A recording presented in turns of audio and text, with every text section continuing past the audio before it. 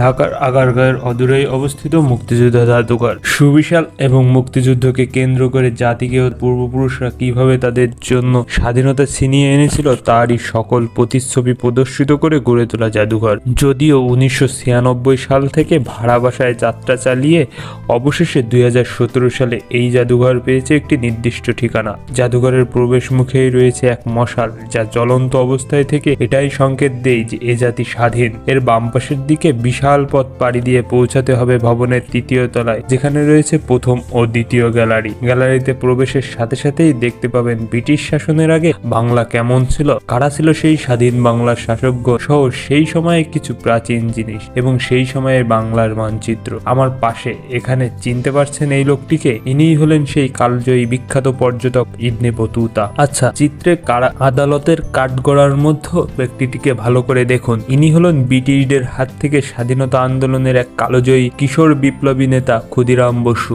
বাংলার মানচিত্রটা দেখেন, পুরো 6টা দেশের সাথে সরাসরি স্থলবন্দর ছিল। আমাদের দেশগুলো ছিল নেপাল, চীন, ভুটান, মঙ্গোলিয়া, ভারত এবং মায়ানমার। এরকম বহু পুরনো পুঁথি ও পত্রিকাতে পুরো জাদুঘর জুড়ে ছড়িয়ে ছিটিয়ে আসছে, যা আবারও কিছুক্ষণের জন্য হলেও আপনাকে নিয়ে যাবে গ্যালারি 1 থেকে ব্রিটিশ পূর্ববর্তী কিংবা ব্রিটিশ শাসনামলে। এখান থেকে বের হয়ে প্রবেশ করতে হবে গ্যালারি 2-এ। গ্যালারি 2 থেকে মূলত মুক্তির আন্দোলন, মুক্তিযুদ্ধ নিয়ে প্রদর্শনী শুরু। যদিও গ্যালারি 1-এ যুদ্ধপূর্ব বা পরবর্তী সময়ের বেশ কিছু নিদর্শন দেখানো হয়েছিল, গ্যালারি 2-এ ঢুকা মাত্র মুক্তিযুদ্ধ সময়কার অনেক লেখকের লেখা পুঁথি সেই সময়কার পত্রিকার চোখে পড়বে এবং ডিজিটাল টিভিগুলোতে মুক্তিযুদ্ধের সময়গুলোতে চলা ভিডিওগুলো আস্তে আস্তে বাজছিল, যা শুনতে অনেক শ্রুতিমধুর লাগে।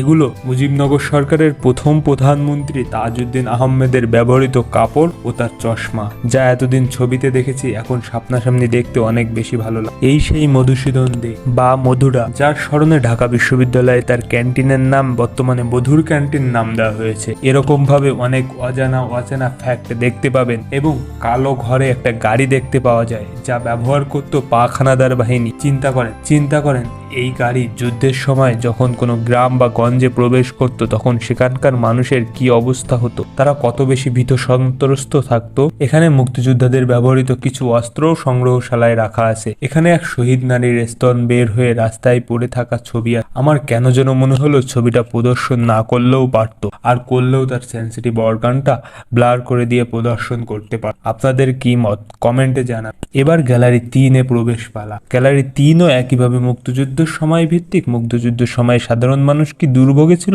এই গ্যালারিতে বিভিন্ন সেক্টরের যুদ্ধকারী সামরিক বাহিনীর অনেকের স্মৃতি মজুদ আছে। এমনটা গ্যালারি 4-এও হালকা কিছু প্রদর্শনী ছিল। এই রেল স্টেশনের বিষয়ে আমি কিছু জানি না, যদি কেউ জানেন অবশ্যই কমেন্টে জানাবেন। এছাড়া জাদুঘরের নিচতলায় একটা মুক্তিযুদ্ধ ভিত্তিক গ্রন্থাগার ছিল, কিন্তু সেখানকার ভিডিও করা হয়নি। আর এখানে প্রবেশের টিকিটের মূল্য জনপ্রতি 50 টাকা।